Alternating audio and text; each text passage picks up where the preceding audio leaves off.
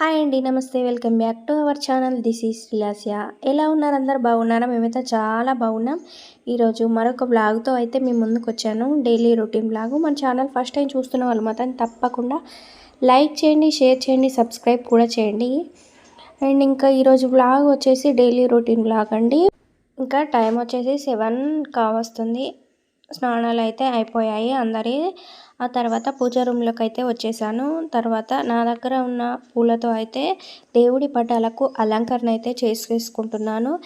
ఎన్ని రకాల పూలతో అలంకరణ చేసుకుంటామో అంత మంచిదండి. అంత మంచిగా అనిపిస్తుంది. పూజ చేసిన రోజు ఇంట్లో ఒక పాజిటివిటీ కనిపిస్తుంది. మీకు అలాగే అనిపిస్తుందా? తప్పకుండా కామెంట్ సెక్షన్లో అయితే కామెంట్ చేయండి. నాకు తెలిసిన పద్ధతిలో నేనైతే పూజ అయితే చేసేసుకుంటున్నాను. ఏమన్నా మిస్టేక్స్ ఉంటే నాకు కామెంట్ సెక్షన్లో తప్పకుండా షేర్ చేయండి. ఇలా దేవుడి పటాలకు ధూపం ఇచ్చిన తర్వాత హారతి అయితే ఇస్తున్నాను. ఆ తర్వాత అందరు బాగుండాలి, అందరిలో మనం ఉండాలి. ఇలా పూజ అయితే కంప్లీట్ అయితే చేసేసాను. ఫైనల్గా మన ఛానల్లో ఇలాంటి వీడియోస్ రెగ్యులర్గా వస్తూ ఉంటాయి. తప్పకుండా లైక్ అయితే మర్చిపోవద్దండి. వీడియో చూస్తున్న వాళ్ళు స్కిప్ చేయకుండా చూడండి. తప్పకుండా చూసిన వాళ్ళు మాత్రం లైక్ అయితే మర్చిపోవద్దు. ఆ తర్వాత మా హాల్లో కృష్ణుడు అయితే విగ్రహం ఉంటుంది. కృష్ణుని విగ్రహానికి ఇలా పూలతో అలంకరణ అయితే చేసుకున్న తర్వాత ధూపం అయితే చూపిస్తున్నాను. దీపం పెడదాం అనుకుంటాం, మనకి పిల్లలు ఉన్నారు, పిల్లలతో ఇబ్బంది అవుతుంది అనేసి దీపం అయితే ఎప్పుడన్నా ఫెస్టివల్స్ అప్పుడు పెడతాను, నార్మల్ టైంలో పెట్టాను. ఇంకా ఆ తర్వాత బయటకు వచ్చేసి తులసిమ్మకైతే పూజ అయితే చేసేసుకుంటున్నాను. తులసి కోట దగ్గర అందరికైతే ఒక డౌట్ రావచ్చు. అదేంటంటే చూస్తున్నారు కదా, మా తులసి గదులు అయితే 2 ఉన్నాయి అనుకోవచ్చు. 2 ఏంటి, 2 వారికి పూజ చేస్తుందని. ఒకటి మేము ఇల్లు కట్టినప్పుడు తీసుకుంది అండి, అది కొంచెం క్రాక్లాగా వచ్చింది. అందుకోసమే మళ్ళీ ఇంకొకటి తీసుకున్నాను. అలా ఉండకూడదు అనేసి ఇంకొకటి తీసుకున్నాను. ఆ తీసుకున్నది కూడా అందులో కూడా చెట్టు అయితే పెట్టేశాను. అలా అయితే 2 అయితే ఉన్నాయి ఇంట్లో.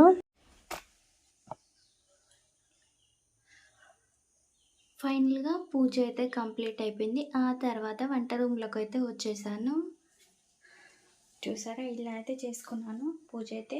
సో ఇంకా కిచెన్లోకి అయితే వచ్చేసాను. నైటే క్లీన్ చేసి పెట్టుకుంటాను కాబట్టి కిచెన్ అయితే ఇలా నైట్ కడిగేసుకున్న గిన్నెలను అయితే సర్దుకుంటున్నాను. ఆ తర్వాత పాలైతే వచ్చేసాయి. పాలైతే పెట్టేసుకున్నాను. ఫస్ట్ పాలు పెట్టేసుకున్న తర్వాత ఈ గిన్నెలు అయితే సర్దుకుంటున్నాను. గిన్నెలు తోముకోవడం, కడుక్కోవడం ఏదైనా హ్యాండ్ వాష్ బెటరా లేకపోతే మిషన్ బెటరా, విజిల్స్ మిషన్? తప్పకుండా కామెంట్ సెక్షన్లో కామెంట్ అయితే చేయండి ఏది బెటరో. నేనైతే హ్యాండ్ వాష్ చేసుకుంటున్నాను. నాకు హ్యాండ్ వాష్ మంచిగా అనిపిస్తుంది కాబట్టి. ఆ తర్వాత రైస్ కుక్కర్లో రైస్ అయితే పెట్టేసుకుంటున్నాను. రైస్ పెట్టేసుకున్న తర్వాత ఈరోజు వచ్చేసి వంట అయితే పులిహోర పులుసు అండ్ ఆలు కర్రీ చేద్దాం అనుకుంటున్నాను. రైస్ అయితే కడిగేసుకుంటున్నాను. పాలైతే కాగుతున్నాయి. రైస్ వాష్ చేసుకున్న తర్వాత కూరగాయల కట్టింగ్ అయితే చేసేసుకోవాలి. ఫస్ట్ ఆలు కర్రీ అయితే చేసేస్తాను. చూస్తున్నారు కదా, ఇలా ఆలు కర్రీ అయితే చేసేసుకుంటున్నాను. ఆలు కర్రీకి అన్ని కావాల్సిన పదార్థాలన్నీ ముందు పెట్టుకున్నాను. వాటిని అయితే ఇప్పుడు కట్టింగ్ అయితే చేసేసుకోవాలి. చూస్తున్నారు కదా, పులిహోర పులుసుకి అయితే పులిహోర అయితే నానబెట్టేసుకుంటున్నాను. ఎంతైతే కావాలో అంతైతే నానబెట్టుకోవాలి. పులిహోర పులుసు చాలా బాగుంటుంది. ఇలా చేస్తే మాత్రం తొందరగా అయిపోతుంది, ఈజీగా అయిపోతుంది. మీరు కూడా ఒకసారి ఈ వేలో ట్రై చేసి చూడండి తప్పకుండా. చింతపండు అయితే ఇలా ఫస్ట్ వాష్ చేసుకొని నానబెట్టుకోవాలి. ఆ తర్వాత శనగపప్పు కూడా నానబెట్టుకోవాలి. ఫస్ట్ శనగపప్పు, చింతపండు నానబెట్టుకుంటే ఈజీగా అయిపోతుంది. మనం చేయాలనుకుంటే మాత్రం మీరు ఎండైతే ఖచ్చితంగా నానబెట్టుకోవాలి. చాలామంది ఇంగు వేస్తుంటారు, కానీ నాకు ఇంగువ నచ్చదండి. చాలామంది వేసుకుంటారు పులిహోరలో. ఆ తర్వాత శనగపప్పు కూడా వాష్ చేసి అయితే పెట్టుకున్నాను. పాలు అయితే కాగిపోయాయి. ఆ తర్వాత ఇప్పుడు ఆలు అయితే కటింగ్ అయితే చేసేసుకుంటున్నాను. ఫైనల్గా చాలామంది ఆలు ఇట్లా పీల్ తీసేసి ఉడికించి చేసుకుంటారు. అలా ఉడికించకుండా డైరెక్ట్ నూనెలో వేస్తే మంచిగా ఉడుకుతాయండి, తొందరగా ఉడుకుతాయి ఆలు. చూస్తున్నారు కదా, కట్టింగ్ అయితే అయిపోయింది. ఇలా కటింగ్ చేసుకున్న తర్వాత వాటిని వాష్ చేసి పెట్టుకోవాలి.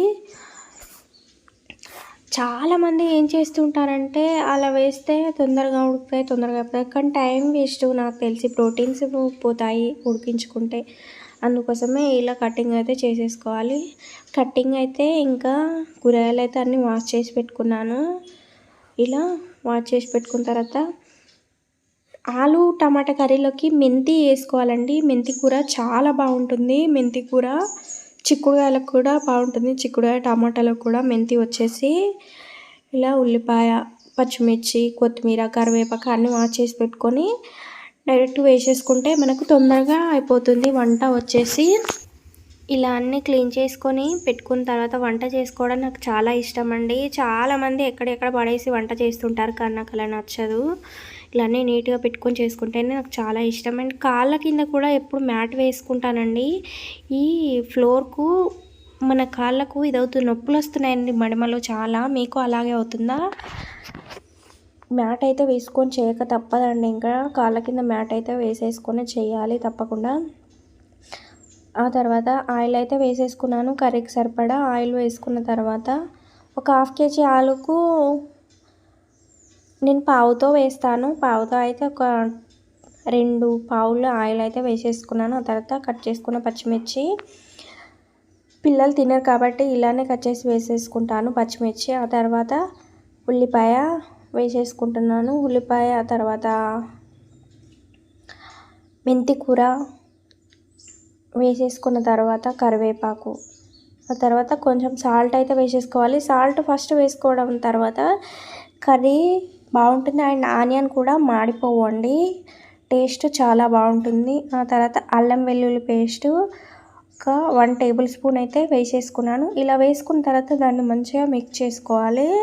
మంచిగా ఫ్రై అవ్వాలి. అవి వచ్చేసి ఇలా ఫ్రై అయిన తర్వాత అందులోకి ఒక 1/2 టేబుల్ స్పూన్ పసుపు అయితే వేసేసుకోవాలి. 1/2 టేబుల్ స్పూన్ పసుపు వేసుకున్న తర్వాత, పసుపు అయితే ఎక్కువ వేసుకుంటాను నేను కర్రీలో వచ్చేసి. కొంతమంది కొంచెం చిటికెల్లాగా వేస్తుంటారు పసుపు వేస్తే కూడా చాలా బాగుంటుంది కర్రీస్. ఇలా కడిగి పెట్టుకున్న ఆలునైతే వేసేసుకోవాలి. ఇలా వేసుకున్న తర్వాత ఒకసారి అయితే మిక్స్ చేసుకోవాలి మంచిగా. ఇలా మిక్స్ చేసుకున్న తర్వాత మూత అయితే పెట్టేసుకోవాలి. ఒక 5 to 10 minutes సిమ్లో పెట్టేసుకోవాలి. చూస్తున్నారు కదా 5-10 minutes తర్వాత కర్రీ కూడా ఆలు అయితే మంచిగా ఉడికిపోయింది. చూస్తున్నారు కదా ఇంత పెద్ద కట్ చేసిన ఆలు అయితే మంచిగా ఉడికిపోతుంది. ఆ తర్వాత ఒక 2 టమాటాలు అయితే కట్ చేసుకొని వేసుకున్నాను. ఇలా టమాటాలు అయితే వేసేసుకోవాలి. ఆలు వేయకముందు వేసుకుంటే, టమాటా వేసుకుంటే ఏమవుతుందంటే ఆలు కొంచెం ఉడకడానికి లేట్ అవుతుంది. టమాటాకు పులుపు ఉంటుంది కాబట్టి ఆ తర్వాతనే వేసుకోవాలి టమాటానైతే. వేరే కూరలలో టమాటా మంచిగా ఉడికించుకున్న తర్వాతనైతే వేసుకోవాలి. కొంచెం ఆలు తొందరగా ఉడకదు కాబట్టి టమాటా వేస్తే, అందుకోసమే టమాటా తర్వాత వేసేసుకున్నాను. ఇలా మన గ్రేవీ కావాలంటే గ్రేవీగా ఎక్కువ వాటర్ వేసుకోవచ్చు, తక్కువ కావాలంటే తక్కువ వేసుకోవచ్చు. ఆల్రెడీ ఆలు ఉడికింది కాబట్టి గ్రేవీ కావాలనేసి నేను కొంచెం వాటర్ ఎక్కువ వేసాను. ఆ తర్వాత మూత పెట్టుకొని పక్కన పెట్టేసుకున్నాను వేరే స్టవ్ మీద. అది ఇంకో స్టవ్ మీద ప్యాన్ పెట్టుకొని అందులో పులిహోరకు ఆయిల్ ఎక్కువ పడుతుంది కాబట్టి అందులోకి మనం పల్లీలు ఫస్ట్ వేయించుకోవాలి. పల్లీలు వేయించుకున్న తర్వాత ఎండుమిర్చి, కరివేపాకు, మినపప్పు ఇవన్నీ వేసేసుకోవాలి. ఇలా వేసుకున్న తర్వాత అందులోకి జీలకర్ర ఆవాలు కూడా వేసేసుకోవాలి. జీలకర్ర ఆవాలు ఫస్ట్ వేసుకుంటే ఏమవుతుందంటే మాడిపోతాయి. ఫస్ట్ పల్లీలు వేసుకోవాలి, క్రిస్పీగా ఉంటాయి కాబట్టి.